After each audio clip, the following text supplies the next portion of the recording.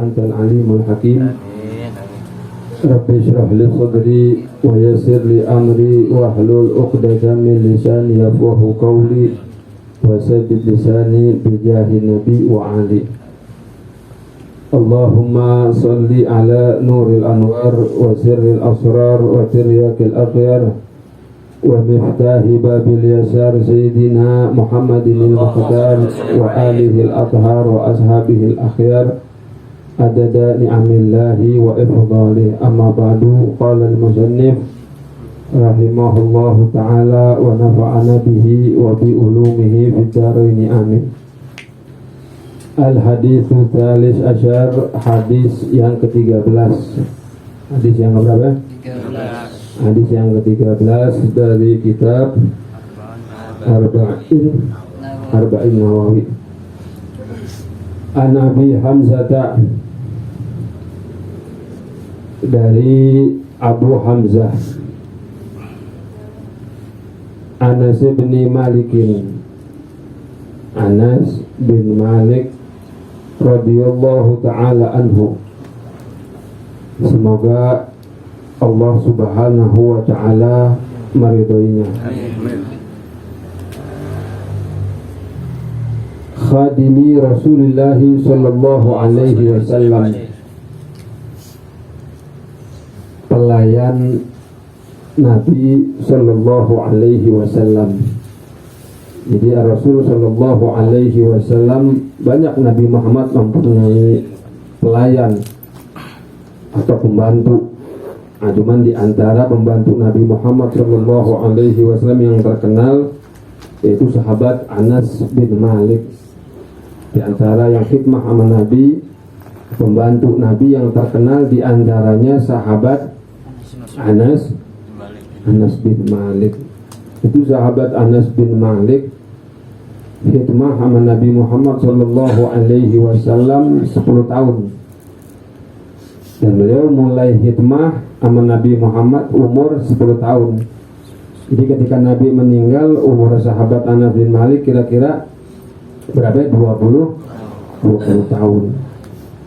Itu sahabat Anas bin Malik Nabi sama Nabi Muhammad sallallahu alaihi wasallam dengan khidmah yang luar biasa. Dan kita tahu siapapun tidak bisa punya jasa sama Nabi Muhammad. Apapun makhluk tersebut nggak bisa dia itu punya minnah, punya andil sama Nabi Muhammad. Makanya orang yang khidmah sama Nabi Muhammad, baik itu manusia atau binatang, pasti langsung dibalas sama Allah subhanahu wa ta'ala kontan di dunia. Supaya apa? Supaya tidak ada andil, nggak ada jasa. Karena Nabi Muhammad sallallahu alaihi wasallam makhluk yang agung, makhluk yang paling mulia. Jadi nggak ada orang punya jasa sama Nabi Muhammad. Kalau kita kan banyak orang punya jasa sama kita kan, orang tua kita, guru kita, atau mungkin senior kita punya jasa sama kita, pernah membantu kita. Nah tapi Nabi Muhammad sallallahu alaihi wasallam itu nggak ada manusia yang apa? Yang punya andil. Makanya kalau orang khidmah sama Nabi Muhammad, contohnya sahabat Anas bin Malik, ketika khidmah langsung dibalas sama Allah kontan di dunia, dikasih berbagai macam anugerah oleh Allah subhanahu wa ta'ala, hasil atau buah dari ngabdinya kepada Rasulullah sallallahu alaihi wasallam. Makanya kalau dari binatang, burung dara jadi terhormat. Kenapa terhormat? Karena pernah nolongin Nabi. Di mana tuh? Waktu di apa? Di gua Hira. Kan ngebantu tuh burung dara kan? Apa namanya? Waktu Rasulullah mau apa? Mau hijrah. Waktu dia mau dikejar sama orang kafir. Nah itu burung dara apa? Dia bikin sarang di mana? Di mulut guanya, supaya apa? Ngelabuhin orang-orang kafir di situ. Laba-laba begitu juga, laba-laba dia ikut bantu Nabi Muhammad, dimuliakan laba-laba. Terus juga apa namanya, kodok Waktu itu godok bantu siapa? Nabi Allah Ibrahim, ya kan? Waktu bantu Nabi Allah Ibrahim matiin apa? Matiin api. Jadi ya nggak ada yang punya andil sama Nabi Muhammad Shallallahu Alaihi Wasallam. Jadi siapapun yang membantu Nabi Muhammad pasti Allah ganti di dunia. Nah kita juga sekarang begitu. Kita nih punya andil sama Nabi Muhammad. Baik entah kita menyebarkan ilmunya Nabi Muhammad, kita menyebarkan sunnahnya Nabi Muhammad, kita mempopulerkan maulid Nabi Muhammad, kita bantu tuh dalam acara maulid, Isra Mi'raj, pasti langsung dibalas sama Allah Subhanahu wa Ta'ala. Langsung dibalas kontan. Kenapa? Supaya nggak ada jasa, karena nggak ada satupun makhluk punya jasa sama Nabi Muhammad. Nah ini sahabat Anas bin Malik waktu beliau khidmah sama Nabi Muhammad lagi nuangin air. Itu Nabi Muhammad lagi cuci tangan, kemudian Nabi Muhammad ngasih tiga hal untuk sahabat Anas bin Malik. Kata Rasulullah, wahai Anas, maukah engkau aku berikan 3 hal yang bermanfaat? Ini penting, bagus nih. Jadi sahabat Anas bin Malik dikasih sama Rasulullah, mau nggak engkau aku kasih 3 hal yang bermanfaat? Kata sahabat Anas, mau ya Rasulullah. Apa 3 hal tersebut? Pertama, kapanpun engkau berjumpa dengan orang Islam, maka ucapkan salam. Apa balasannya? Ya tul umruk, itu kata Nabi Muhammad, maka umurmu bakalan panjang. Jadi kita mau nggak umur panjang? Mau nggak umur panjang? Nggak mau. Kalau mau umur panjang tuh, yang pertama tuh ucapin salam. Ketemu orang yang penting orang Islam, ketemu ucapin salam. Assalamualaikum, assalamualaikum. Di mana aja ketemu orang Islam ucapin salam. Maka kata Nabi Muhammad, yatul umurmu bakalan panjang. Makanya umurnya sahabat Anas bin Malik panjang. Sampai hampir mendekati 100, panjang umur sahabat Anas bin Malik. Itu yang pertama. Yang kedua, kalau kamu masuk ke rumah nih, kita pulang ke rumah, jangan lonong aja pakai gerbong pisang. Masuk rumah lonong aja. Yang masuk rumah, kalau kamu masuk rumah ucapin salam, maka rumahmu bakalan diliputi atau dihujani dengan berbagai macam kebaikan. Jadi kalau kita masuk rumah ucapin salam, maka rumah kita tuh yang di dalam bakalan menjadi rumah yang berkah, rumah yang bermanfaat. Itu wasiat Nabi kepada sahabat Anas bin Malik yang kedua. Yang ketiga, kerjakanlah sembahyang duha. Fa innaha sholatul awabin al-abrar. Sungguhnya sholat duha itu adalah sholatnya orang-orang yang dekat sama Allah. Jadi para aulia Allah itu mereka menjadi dekat sama Allah di antara sebabnya karena mengerjakan sholat duha. Nah kita kalau mau dekat sama Allah, kita mau dianggap orang-orang termasuk kekasih Allah, maka kerjakan sholat duha. Kita nggak bisa 8 rakaat atau nggak bisa 12 rakaat, 2 rakaat aja. Yang penting apa? Istiqomah. Nah itu 3 hal yang berguna yang Nabi Muhammad berikan kepada sahabat Anas bin Malik. Yang pertama apa? Kalau ketemu orang Islam ucapin salam. Apa balasannya? Umurnya menjadi panjang. Yang kedua, kalau masuk rumah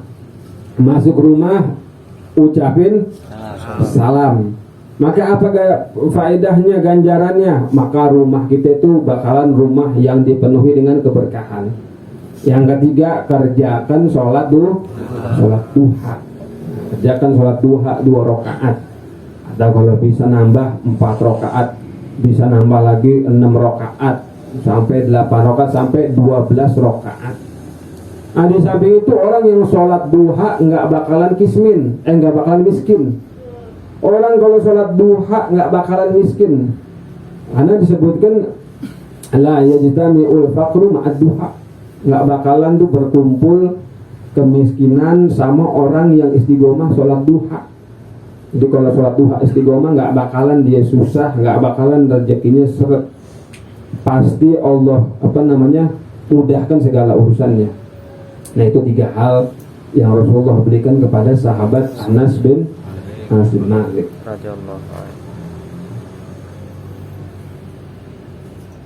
Dan juga di samping itu Nabi Muhammad juga pernah mendoakan sahabat Anas bin Malik. Kata Rasulullah, Allahumma akfir malahu wa waladahu wa atil umrahu wa kfir zambahu. Ya Allah, perbanyaklah harta Anas, perbanyaklah anaknya, panjangin umurnya, dan ampuni dosanya, masuk ke dalam surga.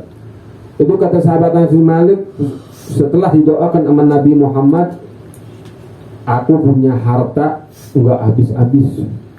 Sampai-sampai itu orang Madinah itu kalau punya kebun panennya cuma setahun sekali. Ini sahabat Anas bin Malik 2 kali setahun. Terus juga di kebunnya itu ada bunga yang mana nggak ditemukan di tempat-tempat lain.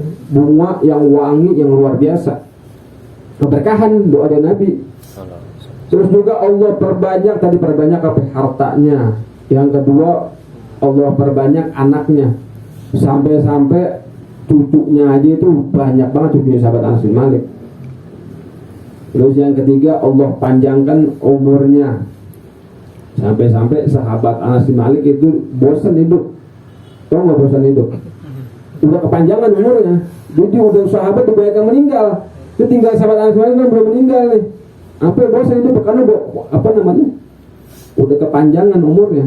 Didoakan nama Nabi Muhammad. Yang terakhir dimasukkan nama Allah Subhanahu wa taala ke dalam surga. Nah ini sahabat Anas bin Malik mendapatkan ini semua karena apa? Karena sebab khidmah, sebab berbakti, sebab ngabdi ke siapa? Ke Rasulullah Sallallahu Alaihi Wasallam. Nah, sekarang kita masuk ke hadisnya. Qala Rasulullah Sallallahu Alaihi Wasallam. Bersabda Rasulullah Sallallahu Alaihi Wasallam yang bunyinya, la yu'minu ahadukum, tidak sempurna iman salah seorang di antara kalian. Jadi imannya belum dikatakan sempurna hatta sampai yuhibba li akhihi ma yuhibbu li nafsihi, sampai dia itu mencintai saudaranya seperti dia mencintai dirinya.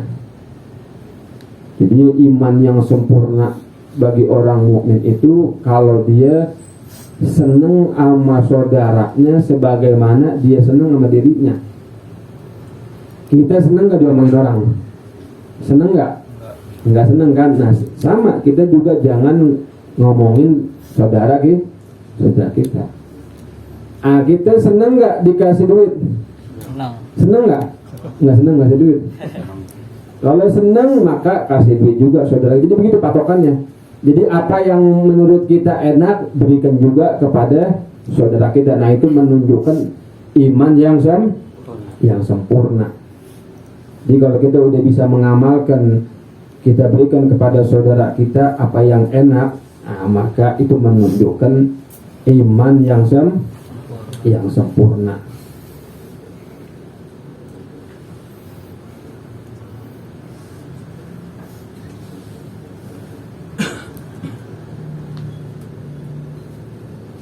Wakila lil Ahnaf wa kana ahlaman nas.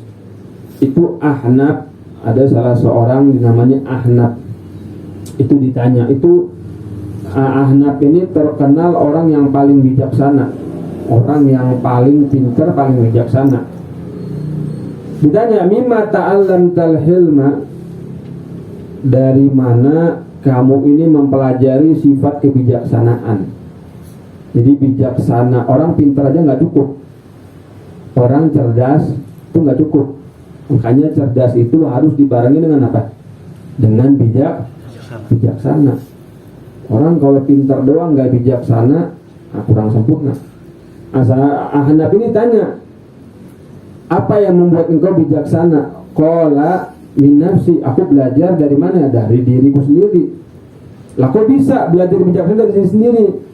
Qila lahu wa kaifa dzalik, bagaimana itu? Kok bisa belajar dari diri sendiri? Qala kuntu idza karihtu syai'an min ghairi lam af'al bi ahadin mislahu.